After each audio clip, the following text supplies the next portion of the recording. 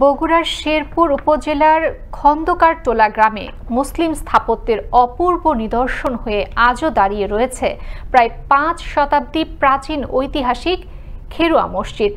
প্রাচীন এই মসজিদটির নির্মাণশৈলী আজও মুগ্ধ করে দর্শনার্থীদের। স্থানীয়দের দাবি, মসজিদটির চারিদিকে অবকাঠামো উন্নয়ন সহ সংস্কার ও সৌন্দর্য বর্ধন করলে বাড়বে পর্যটক ও দর্শনার্থীদের সংখ্যা। বগুড়া থেকে বাঁধন কর্মকার কৃষ্ণর প্রতিবেদনে দেখুন বিস্তারিত। ইতিহাস, ঐতিহ্য আর নানান খ্যাতিতে দেশব্যাপী সুনামধন্য উত্তরবঙ্গের বগুড়া জেলা। এ জেলায় রয়েছে বিভিন্ন ঐতিহাসিক প্রাচীন স্থাপত্য।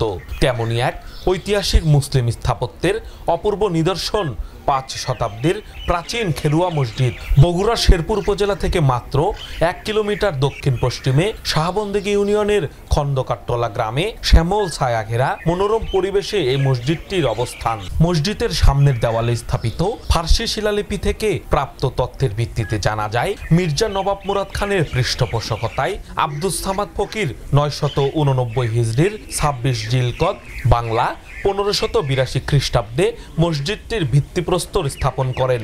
প্রায় ৫০০ বছর বয়স মির্জা মুরাদ আর আব্দুস সামাদ ফকির এই মসজিদটি গড়ায়। এখানে নামাজ হয় ৫ ওয়াক্ত, ঈদগাহ মাঠও হয়। মসজিদটির প্রাঙ্গণে রয়েছে প্রতিষ্ঠাতার কবর। উত্তর দক্ষিণ লম্বা বিশিষ্ট মসজিদটির বাইরের দিকের দৈর্ঘ্য ৫৭ ফুট এবং প্রস্থ ২৪ ফুট, ভেতর দিকের দৈর্ঘ্য ৪৫ ফুট ও প্রস্থ ১২ ফুট, আর চারিদিকের দেওয়ালের পুরুত্ব ৬ ফুট। ৩ গম্বুজ বিশিষ্ট মসজিদের ৪ কোণায় ৪টি মিনার রয়েছে এবং পূর্ব দেওয়ালে ৩টি, উত্তর দক্ষিণে আরও ২টি সহ ৫টি দরজা রয়েছে।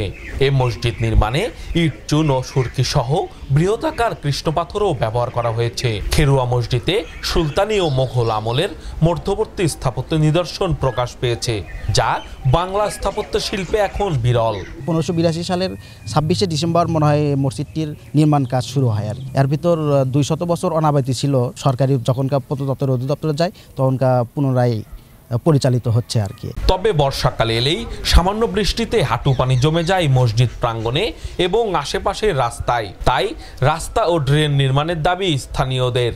বৃষ্টির সময় সব পানি মসজিদের মাঠ ভরে যায়, মসজিদের মধ্যে উঠে থাকে, সেই জন্য নামাজিয়ালাদের নামাজ পড়তে অসুবিধা হয়। বর্ষাকালে আমাদের রাস্তাটা পানিতে ডুবে থাকে, থমথমে অবস্থা। এখানে অনেক লোকজনের চলাফেরার সমস্যা হয়, দর্শনার্থীদের এখানে আসতে খুব কষ্ট হয়। বর্ষার সময় দেখা যায় যে আসার কোনো অবস্থানে থাকে না।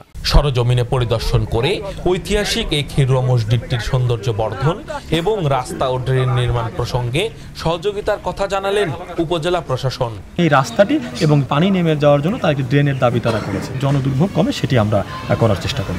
ঐতিহাসিক এই খেরুয়া মসজিদটির সংস্কার ও এর পারিপার্শ্বিক সৌন্দর্য বর্ধন এখন সময়ের দাবি। এতে নতুন প্রজন্মের মাঝে মুসলিম স্থাপত্য নিদর্শন সম্পর্কে যেমন জানার আগ্রহ বাড়বে, তেমনি আগত পর্যটকদের এর সৌন্দর্য আরও মুগ্ধ করবে। বাঁধন কর্মকার কৃষ্ণ, আনন্দ টিভি, বগুড়া।